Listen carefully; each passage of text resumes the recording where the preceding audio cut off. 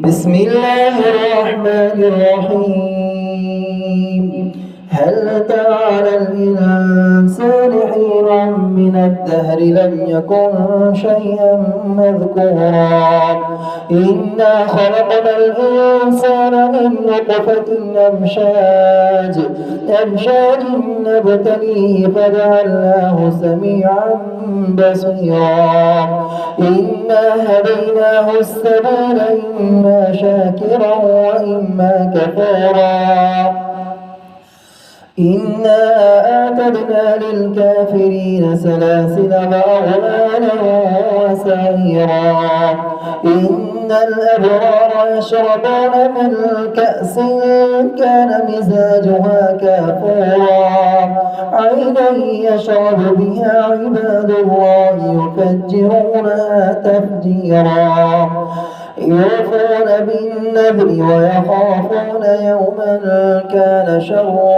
يوما كان شره مستطيرا ويطعمون الطعام على حبه مسكينا ويتيما وأسيرا إنما نطعمكم لوجه الله لا نريد منكم جزاء ولا شكورا إنا نخاف من ربنا يوما عبوسا قمطريرا فوقاهم الله شر ذلك اليوم ولقاهم نضرة وسرورا وجزاهم بما صبروا جنة وحريرا متكئين فيها على الأرائك لا يرون فيها شمسا ولا زمهريرا ودانية عليهم ظلالها وذللت قطوفها تذليلا ويطاف عليهم بآنية من فضة وأكواب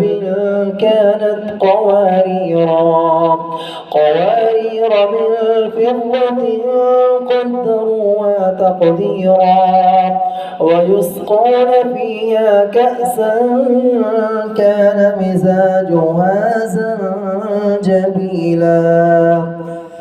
عينا فيها تسمى سلسبيلا ويطوف عليهم ولدان مخلدون إذا رأيتهم حسبتهم لؤلؤا منثورا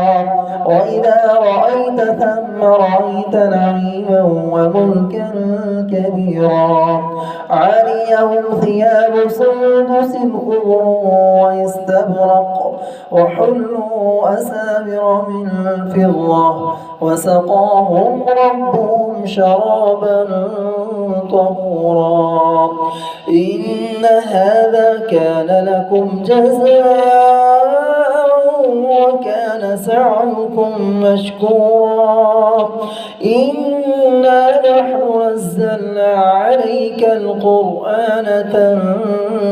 تنزيلا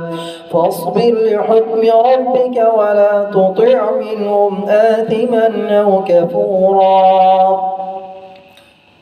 واذكر اسم ربك بكرة وأصيلا ومن الليل فاسجد له وسبحه ليلا طويلا إن هؤلاء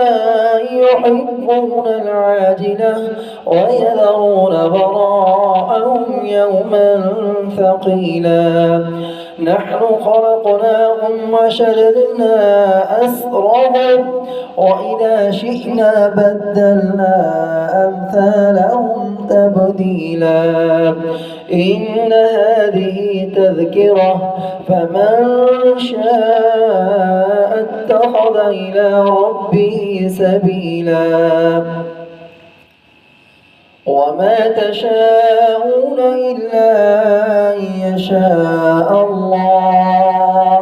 إن الله كان عليما حكيما يدخل من يشاء في رحمته والظالمين أعد لهم عذابا أليما.